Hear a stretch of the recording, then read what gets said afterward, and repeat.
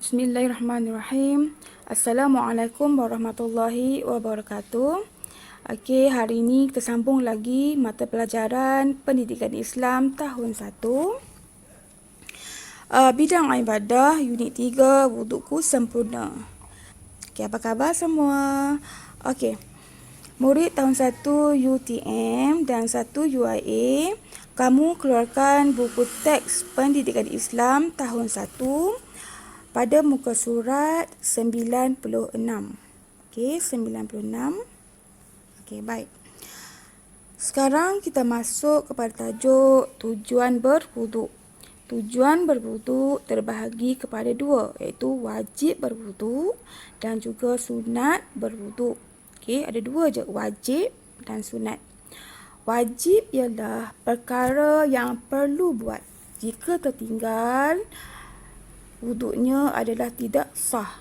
Okey, wajib kena buat. Okey, yang kedua sunat berwuduk.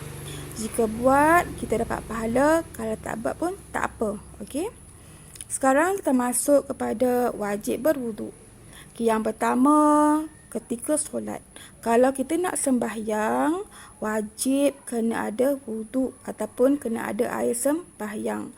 Kalau kita sembahyang tak ada wuduk, solat kita adalah tidak sah. Yang kedua, ketika menyentuh Al-Quran ataupun memegang Al-Quran, wajib kena ada wuduk. Kalau kita tak ada wuduk, kita sentuh Al-Quran, hukumnya adalah berdosa. Okey. Dan yang ketiga, ketika tawaf. Ketika mana orang menunaikan haji ataupun umrah, dia ketika perlakuan tawaf ni mestilah dalam keadaan berwuduk. Kalau dia tawaf tak ada wuduk, tawafnya pun tidak sah. Sebab apa? Tak ada wuduk. Okey. Okey, faham? 1 UIA, 1 UTM. Senang je. Untuk wajib berwuduk hanya ada 3 je. Ketika solat, menyentuh Al-Quran dan yang ketiga ketika nak tawaf. Okey. Ketiga-tiga ni wajib ada wuduk. Okey, faham? Okey. Sekarang kita masuk kepada sunat berwuduk. Sunat ini maksudnya jika buat kita dapat pahala, jika tertinggal tak apa, tak dosa pun. Cumanya tak dapat pahala lah. Okey, yang pertama sebelum tidur. Okey, kamu sebelum tidur kalau kamu ambil wuduk, dapat pahala wuduk tu. Okey, kalau tak ambil pun tak apa, sebab tak ada apa, sebab apa? Hukumnya adalah sunat. Okey, yang kedua ketika menuntut ilmu. Macam kamu sekarang lah menuntut ilmu ketika PDPR. Kemudian yang ketiga membaca Al-Quran. Kalau kamu perhatikan kat sini, abang ni membaca Al-Quran melalui komputer. Okey. Kalau membaca Al-Quran melalui komputer, kalau tak berwuduk tak mengapa. Sebab apa?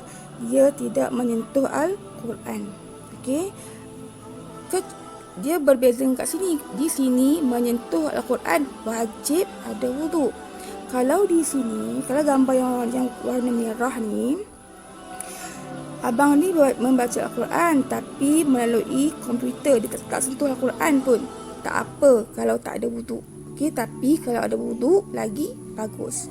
Okey, contoh yang kedua, membaca Al-Quran melalui smartphone. Nampak smartphone? Okey, kalau tak ada wuduk pun tak apa. Ataupun membaca Al-Quran melalui tab ni. Tak nampak? Ataupun kamu baca Al-Quran dalam buku teks. Dalam buku teks tu ada ayat Al-Quran.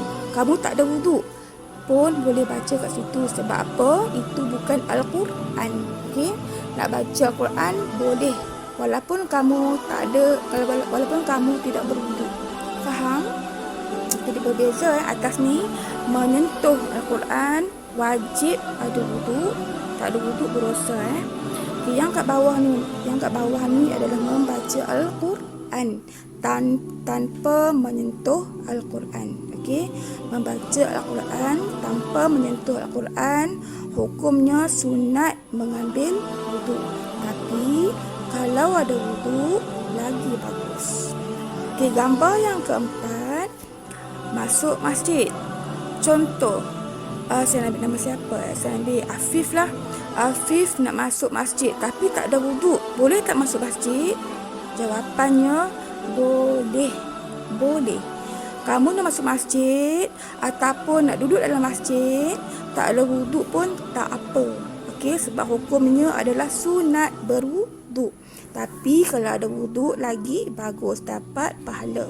Okey. Dan yang kelima, mengawal kemarahan. Di mana kamu nak marah, disunatkan kamu mengambil wuduk. Ya Allah, kamu dapat mengawal kamu punya kemarahan tu. Okey, faham? Jelas? Okey. Okey, yang color hijau ni, kalau kamu perhatikan, okey, yang color hijau ni, ini adalah perkara yang wajib. Okey, 1, 2, 3.